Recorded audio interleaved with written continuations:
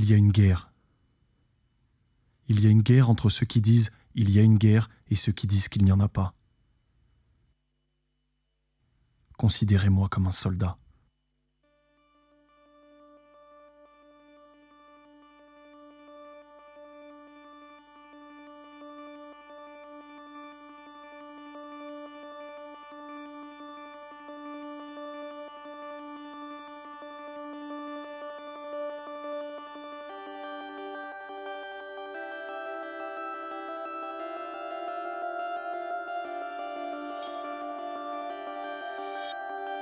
Nous ne sommes pas de gauche, nous ne sommes pas des opposants, nous ne sommes pas anarchistes, nous ne sommes pas autonomes, nous ne sommes pas des théoriciens, nous ne sommes pas jeunes, nous ne sommes pas blancs, nous ne sommes pas fils de riches, nous ne sommes pas auteurs, nous ne sommes pas fous, nous ne sommes pas chômeurs, nous ne sommes pas travailleurs, nous ne sommes pas manifestants, nous ne sommes pas urbains, nous ne sommes pas ruraux. Nous ne sommes pas des terroristes. Nous devons être des soldats luttant pour nous débarrasser de ces mots, de ces opérations de division contre l'armée qui les a créées. Nous devons être infidèles aux identités que nous sommes sommés d'avoir par l'Empire, ces prédicats auxquels nous nous rattachons par peur et par paresse. Nous ne serons jamais nos blogs, nos appartes, nos boulots, nos primes, nos histoires de cul, notre nombre d'amis. Nous devons faire grève de ces concepts, et cette grève sera imprévisible, donc dangereuse. L'ennemi sera alors intérieur. Mais nous pourrons alors nous inventer, nous devrons nous construire chaque jour. Ce sera heureux, même si difficile. Et pourquoi faire un tel effort ?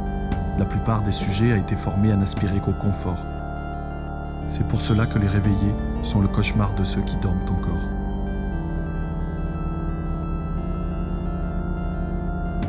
Nous sommes en résistance contre l'armée d'occupation, dont l'attaque préventive est l'un des modes d'action, et qui a institutionnalisé le principe de vengeance, et dont l'ennemi, ne nous y trompons pas, est intérieur. Aucun espoir peut naître d'une action collective. Les agenouillés ne se lèveront que dûment autorisés, et nous sommes lucides sur l'état des forces. Ce serait suicidaire en plus d'être inefficace. Seule une multiplication d'actions individuelles peut constituer une promesse de salut. Le refus de suivre la masse est ainsi toujours perçu comme une déclaration de guerre par le groupe. Mais pour l'étape supérieure de la contre-attaque, l'action indirecte, asymétrique, autrefois connue sous le terme folklorique de sabotage, est la plus payante. Il faut frapper l'Empire au cœur de son pouvoir. Les réseaux, le flux, les normes, ses codes, ses technologies, le mouvement perpétuel. Il faut donc bloquer, saboter, arrêter le mouvement. Reconquérir les réseaux pour les réinventer et enfin laisser quelque chose surgir. Alors, comment rendre inutilisable une ligne TGV, un réseau électrique ? Il ne faut pas hésiter à bloquer autoroutes, périphériques, gares, usines, supermarchés, aéroports, partout où le maximum de circulation coïncide avec le maximum de contrôle.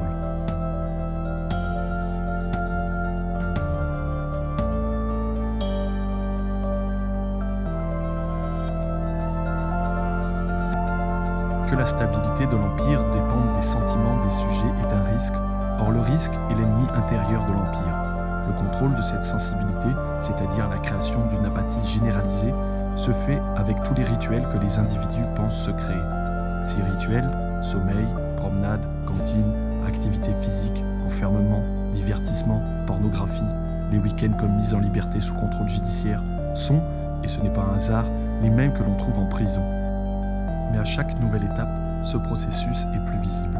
Chaque nouvelle victoire dont l'Empire se félicite renforce la volonté de le défaire. Chaque manœuvre le rend plus détestable. En d'autres termes, la situation est excellente.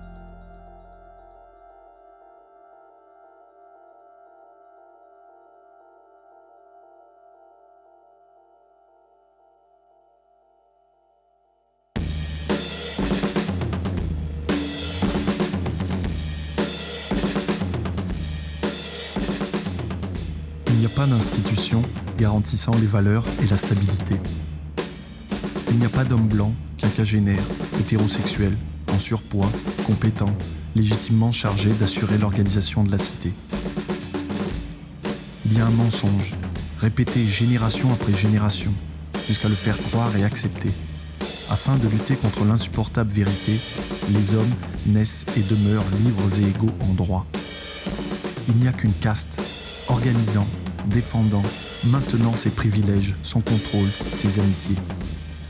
Toute institution, étatique ou autre, n'est qu'une organisation de type mafieuse, destinée à broyer les individus pour assouvir la soif de domination sociale et l'appétit carriériste, matérialiste d'un petit nombre.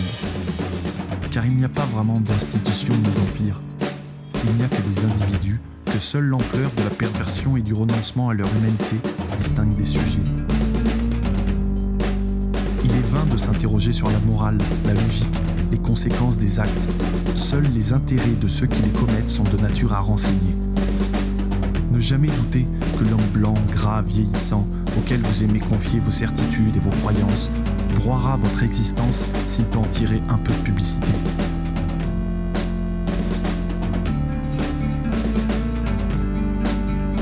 Nous ne formons pas une société car rien ne nous relie. Mais ce qui nous relie, ce qui maintient l'édifice, cette illusion de cohérence et de stabilité, ce qui est censé empêcher l'inévitable effondrement, c'est ce flux permanent. Flux d'êtres, d'âmes, de TGV, de satellites, de chiffres, d'horaires, de noms, d'informations, de dépêches AFP, de caméras de surveillance. Nous faisons partie du flux. Nous ne sommes rien d'autre qu'un élément du flux. Nous ne fonctionnons que dans le flux. Une architecture pensée comme une roue à souris, qui vous divertit, vous occupe, vous arrache à vous-même. C'est souple, subtil, efficace, mais vulnérable. Les axes de communication bloqués, et c'est tout le décor qui s'effondre. Qui sait ce que fait la souris quand la roue s'arrête de tourner?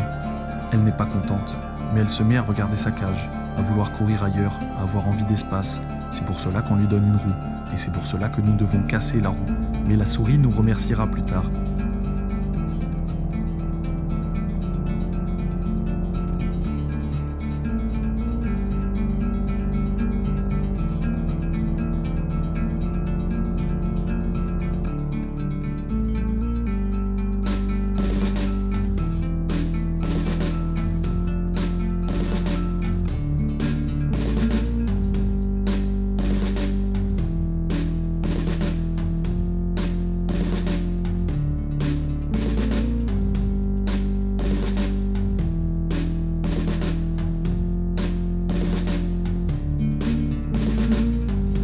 Seul un coup d'état total et permanent permet à l'Empire de diriger la société. Mais l'Empire n'est pas légitime, il n'a pas été choisi, il s'est imposé, et est donc constamment menacé. La menace est elle aussi permanente, elle est partout, et elle est intérieure, c'est le risque.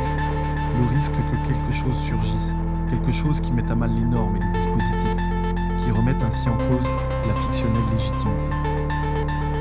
Il faut donc tout contrôler, tout neutraliser.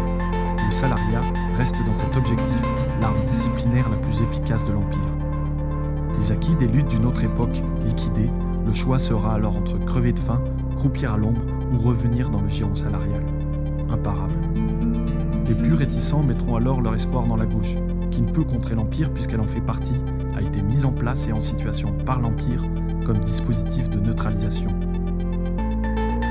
Ceux qui penseront être libres et individualistes se réfugieront dans le couple, dans la sphère privée, sans réaliser que les codes de l'intime ont été créés par l'Empire sur le mode de la propriété, en se pliant à des stratégies similaires à celles régissant le capitalisme, en contradiction avec l'altruisme nécessaire à la création de véritables sentiments. Et l'Empire peut compter sur la faiblesse humaine, qui fera mine de découvrir chaque matin les horreurs qu'elle avait déjà constatées la veille. Et il y a nous, dont l'objectif est de constituer une menace. Soit nous y parvenons et l'Empire nous détruira, soit nous n'y parvenons pas et nous nous détruirons à essayer. Et si nous avons un rôle à jouer dans cette farce, ce sera celui de martyr.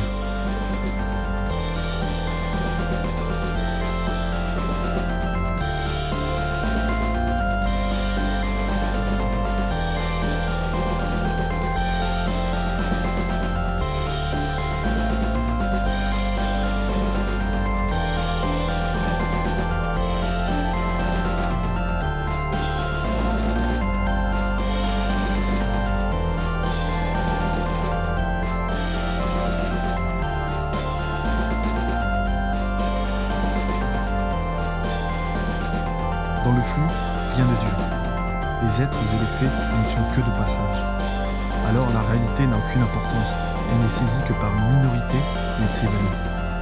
Seule la perception peut être utilisée. L'information est diffusée assez massivement, assez vite, de manière assez contradictoire pour que sa vérité ne puisse jamais être établie. Seul le sentiment provoqué demeure. Et c'est, selon son intérêt du moment, que l'Empire diffuse, à tel ou tel moment opportun, tel ou tel sentiment anxiogène de terreur, de menace ou de réconfort, de contentement. L'Empire a besoin de sujets effrayés, ils sont plus dociles, et cela préserve le goût de la dépendance. Ils ont ainsi besoin de l'Empire pour les protéger. Alors, ce sera une catastrophe naturelle, un nouveau virus, un fait divers. Peut-être auront-ils un jour le cynisme d'invoquer une catastrophe économique. Le mieux étant bien sûr les ennemis intérieurs, autrefois connus sous le nom de sorciers, désormais terroristes. Les plus petits joueurs de l'Empire se contenteront de dénoncer les fraudeurs aux aides sociales, les salauds de chômeurs, puisque malheureusement, l'ennemi intérieur traditionnel, le conquérant barbu intégriste, n'existe pas en France. On finira par l'inventer, mais en attendant, le gauchiste, l'anarchiste, l'autonome, autrefois l'Apache, fera donc l'affaire, et sous couvert d'antiterrorisme, on donne le ton d'une mise au pas générale de la population.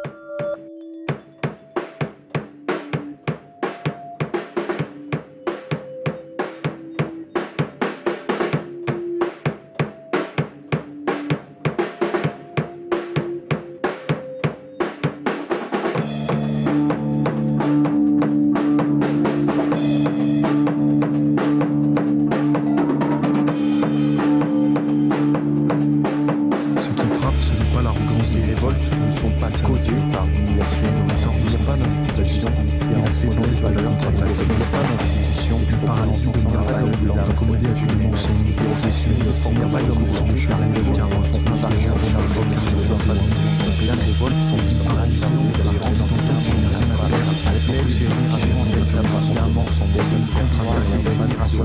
afin de lutter contre se faire voir, tant qu'il n'y a pas eu les expropriations des en faisant partie des fonds de la stabilité, toutes les institutions, c'est la mettre là au contrôle de son ordinaire, aucun espoir collectif, la première moyen de l'empire sur l'organisation, la première moyen de l'utilisation matérialisation, car il n'y a pas d'interprétation sur le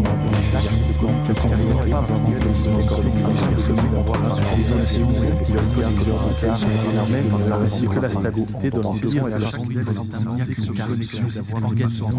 croyez pas